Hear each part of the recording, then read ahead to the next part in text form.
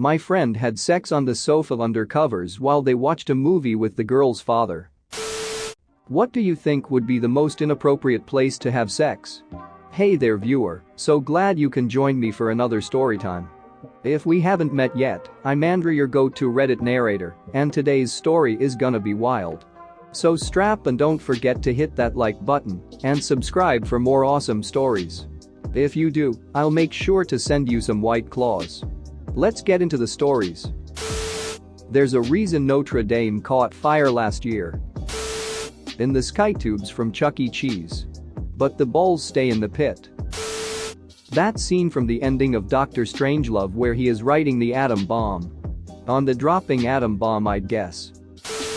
On the Pope's coffin, during the funeral television broadcast. Depending on the type of sex, it could get even more sacrilegious. We've had parents have sex behind the curtain in their child's hospital room in the pediatric ICU where I work. About as inappropriate as it gets. I used to browse around on the Craigslist personals to find weird posts, and one time I found one of an old preacher with nudes that were clearly taken in a church on that green carpet churches always seem to have. So I'm gonna go with on the green carpet in a church. In the delivery room.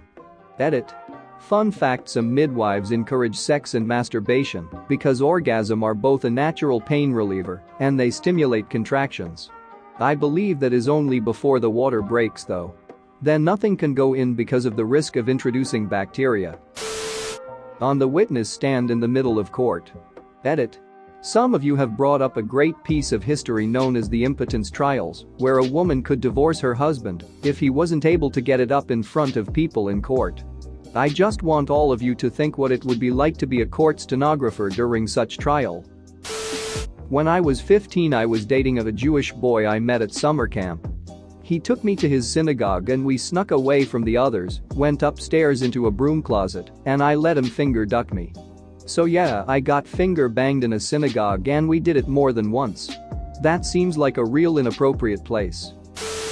Had a couple people at work have sex in their SUV in the aisle closest to the damn turnstiles on the way into work. My coworker went and banged on their window, then Central Security went out and dealt with the problem. The same couple proceeded to do the same thing at lunch, just further down the parking aisles in the same SUV. 2 jobs were hopefully lost yesterday. Mary Shelley, author of Frankenstein, used to do it on her mom's grave. Her father didn't approve of the relationship, so going to the cemetery was a cover-up for sexy time. At his request, my father-in-law was buried under his bed inside his own house with dirt floors, not in the US obviously. His son has since taken over the house and bedroom and has multiple children all fathered over, well, his father. Back then people used to treat cemeteries like regular public parks. So I guess maybe it wasn't as weird as we'd see it today. At a child's birthday party. It's also the perfect place in a way. Normal sex? Hide in the bathroom. You like public stuff? Duck M in front of the whole party. Masochist? Bam, hot candle wax from the cake. Mid-engagement snack? Why not bang on the cake? Hate the kid and into kinky crap? Bam? Cake farts? Desire to be sodomized? Let them call the police and you get to go to jail. Bam. Perfect place, albeit inappropriate. No one will see this, but my wife and I had sex under a Sonic the Hedgehog basketball game in an arcade once. Edit. Oh god, people saw this. Well, here's another tidbit. At one point someone dropped a basketball and it rolled underneath, and we were almost caught, but thankfully the person didn't notice when they picked up their ball. It was like pitch black dark under there. That was like 5 years ago now. Plane ride as boarding begins, in the hallway. Not only is it public sex in a commercially owned vehicle and breaking the mile high before the plane even takes off.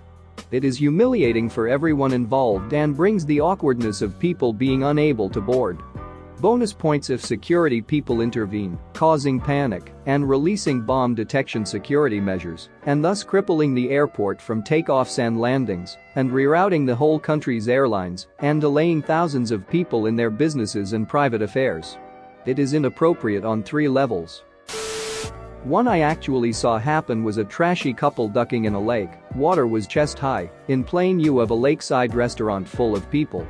They were hiding it, but most of the patrons eventually noticed, and a few college guys cheered when they finished. It was an awkward family outing for me. Edit. It was in Spring-Fed Lake in Ocala, Florida. Edit. I'm not fixing my spelling mistakes, y'all shoulda read my username. As someone who has worked at both a theme park and an escape room, please know there are cameras in places you may not realize. I get it if you are an exhibitionist, but please make sure there is consent on the part of the people who have to watch. Edit. If you are shocked that people try to have sex in theme parks or escape rooms, you don't know your fellow humans well enough. If you are giving me stories of your exploits, good for you.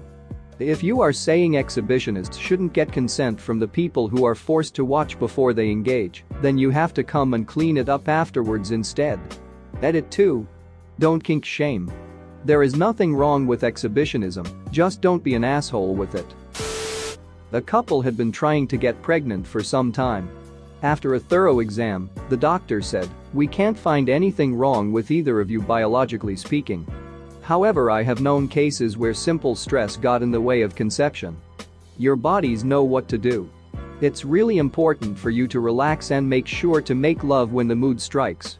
Sure enough, the couple was back 6 weeks later, and the test was positive. It was just like you said, Doc. One night at dinner, I caught her eye and we just knew the time was right then. We did it right under the table. "I told you your bodies knew best," replied the doctor. "Of course, we can probably never go back to that restaurant again," the wife added. I'd say a children's movie just because it's probably the most feasible Earl. You can very easily get caught at a funeral or school, and while you can still get caught in a theater, the likelihood of being caught is less so compared to the others. Plus, I've had it happen. I was in HS with my girlfriend, and we went to see Monsters vs. Aliens because we were bored and the movie was cheap. The theater wasn't packed, but there was another couple closer to our age that sat in the back, and the dude spent a good chunk of the movie fingering his GF. Super ducked up to do that in a kid's movie. Thankfully, the movie was kind of old at that point, and there were only a few families in the theater who all sat up front, so none of them hurt, I don't think. I get why as a teenager you'd want a cheap thrill, and picking a movie that's been out long enough that most people won't be in it isn't a bad idea in and of itself, but don't pick a kid's movie. That's just wrong. It's not a hyperbole like the rest of this, but people need to stop ducking in restaurant kitchens. You don't duck in the kitchen. You duck in the stockroom. I used to work at a fast food joint. We had 4 girls working with us. The manager ducked all 4 in the cold room. We didn't have a stock room per se, and the cold room didn't have CCTV. He ducked on a rotational basis. That was ducked up on so many levels. Edit. This is a chain fast food in Australia. These girls were new international students, and they had huge loans back home. They couldn't afford to lose hours even for 1 week. And this was and still is pretty common for this company stores and some others fast food chains. EDIT2. Few of you are asking which fast food brand was it. I will give you an obvious clue. It's adjacent to Hungry Jack's in Bondi Beach. And the name start with O.